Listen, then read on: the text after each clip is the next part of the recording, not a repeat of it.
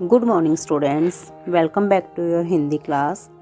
आज हम करेंगे हम सब सुमन एक उपवन के हिंदी लेसन, जिसके रचनाकार हैं द्वारिका प्रसाद माहेश्वरी। प्रस्तुत कविता में कवि एकता और भाईचारे की भावना रखने पर बल देता है। द्वारिका प्रसाद माहेश्वरी जी का जन्म 1 दिसंबर 1916 यानी कि 1916 और उनकी मृत्यु 21 अगस्त 1998 को हुई थी। द्वारिका प्रसाद माहेश्वरी जी हिंदी के महान साहित्यकार थे। उनका जन्म आगरा जिला के रोहता गांव में हुआ था। उन्होंने बाल साहित्य पर 26 पुस्तकें लिखी। उन्होंने आगरा को अपना काव्य क्षेत्र बनाया। केंद्रीय हिंदी संस्थान को वह एक तीर्थ स्थल मानते थे। इनमें प्राय हिंदी और भारतीय विदेशी और हिंदी छात्रों को हिंदी भाषा और साहित्य का ज्ञान दिलाने में माहेश्वरी जी का योगदान हमेशा याद किया जाता रहेगा। तो अब हम करते हैं हम सब सुमन एक उपवन के। इस कविता में कवि एकता और भाईचारे की भावना रखने पर बल देते हैं। हम सब सुमन एक उपवन के, एक हमारी धरती सबकी, जिसकी मिट्टी में जन्मे हम, मिली एक ही धूप हमें है, सींचे गए एक जल से हम। इस कविता में कवि ने सुमन शब्द का उपयोग मनुष्य के लिए और उपवन यानी बगीचे शब्द का उपयोग धरती के लिए किया है। इस कविता में कवि कहता है कि हम सब इस धरती माँ की संतान हैं, यानी इस धरती रूपी बगिया के फूल हैं और हम सबका जन्म एक ही मिट्टी में हुआ है।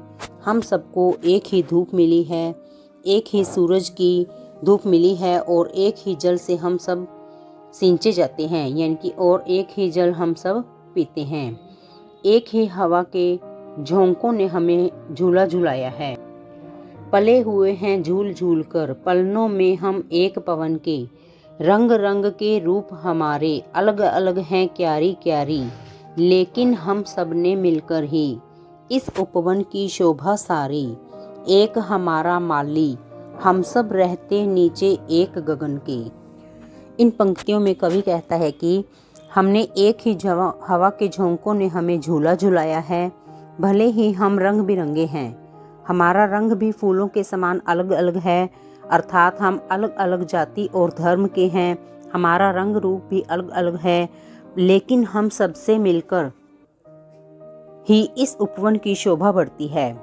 जैसे फूलों से मिलकर उपवन की शोभा बढ़ती है, उसी प्रकार हम सब अलग अलग जाति और धर्म के होते हुए भी हम सबसे मिलकर धरती माता की शोभा बढ़ती है। अगर हम मिलजुल कर रहते हैं तो इससे धरती माता प्रसन्न होती है और धरती माता की शोभा बढ़ती है। हम सबका मालिक एक ही है, एक ही ईश्वर है और हम एक ही आकाश के नीचे रहते हैं।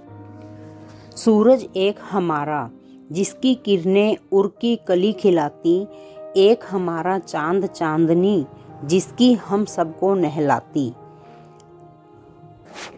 कवि कहता है कि एक ही सूरज की रोशनी हम सबको मिलती है और उसी सूरज की रोशनी से फूलों की हर कली खिलती है।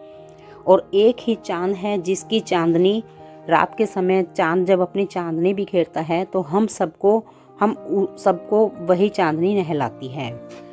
तो जिस प्रकार सूरज की रोशनी मिलने से फूलों की हर कली खिल जाती है और मिलकर एक फूल बन जाता है, उसी प्रकार हम सब मनुष्य अलग अलग होते हुए भी, अलग अलग रंग रूप, अलग अलग जाति धर्म के होते हुए भी एक ही हैं। हमारा सबका मालिक एक ही है और हम सबसे मिलकर ही धरती की शोभा बढ़ती है। मिले एक से स्वर हमको हैं, भ्रमरों के मीठे गुंजन की, कांटों से मिलकर हम सबने हंस हंस कर जीना सीखा। तो कवि कहता है कि हम सबको एक जैसे स्वर मिले हैं और जिस प्रकार भंवरों के मीठे स्वर का गुंजन हम सबको मिलता है, भंवरे मीठा जब गुंजन करते हैं तो उन सब का स्वर हम सबके लिए एक जैसा होता है। और कांटों से मिलकर हम सब ने हंस हंस कर जीना सीखा। कवि कहता है कि चाहे कितनी भी मुसीबतें आए और इन सब मुसीबतों से लड़कर ही हम सब ने जीना सीखा है। अर्थात लाख मुसीबत आने पर भी हम सब हंसते मुस्कुराते रहते हैं, तो वही मुसीबत हमारे लिए एक सरल काम बन जाती है। अर्थात हम सभी मुसीबतों को सहन करते करते ही हंस हंस कर जीना सीखते हैं। एक सूत्र में बंधकर हमने हार गले का बनना सीखा, सबके लिए सुगंध हमारी, हम श्रृंगार धनी निर्धन के, हम सब सुमन एक उपवन के। तो कवि कहते हैं कि जिस प्रकार रंग बिरंगे फूल एक धागे में बंधकर गले का हार बनते हैं, उसी प्रकार हम सभी अलग अलग रंग रूप, अलग अलग जाति धर्म के होते हुए भी एक सूत्र में बंधकर हमें रहना चाहिए। हम सब अलग अलग होते हुए भी एकता के सूत्र में बंधकर रह सकते हैं। जिस प्रकार फूल की सुगंध सबके लिए एक जैसी है, उसी प्रकार सभी जाति धर्म के लोग मिलजुल कर रहते हैं और मुसीबतों का सामना मिलजुल कर सकते हैं। तो इस प्रकार हम सब मिलकर, हम सब एक ही सुमन के उपवन के सुमन हैं और हम सभी को मिलजुल कर रहना चाहिए। तो कविता के माध्यम से कवि कहते हैं कि जिस प्रकार फूलों का जीवन दूसरों के लिए समर्पित है, उसी प्रकार हम सबका जीवन भी इस धरती माँ के लिए समर्पित होना चाहिए। जिस प्रकार रंग बिरंगे फूल भेदभाव को भुलाकर मिलजुल कर बगीचे की शोभा बढ़ाते हैं, उसी प्रकार हम सबको भी अलग अलग जाति धर्म रंग रूप के होते हुए भी मिलजुल कर इस धरती रहना चाहिए, जिससे इस धरती माता की शोभा बढ़ती है। तो इस प्रकार कविता में कवि ने एकता और भाईचारे की भावना पर बल दिया है और हम सबको मिलजुल कर रहने की शिक्षा दी है। Thank you.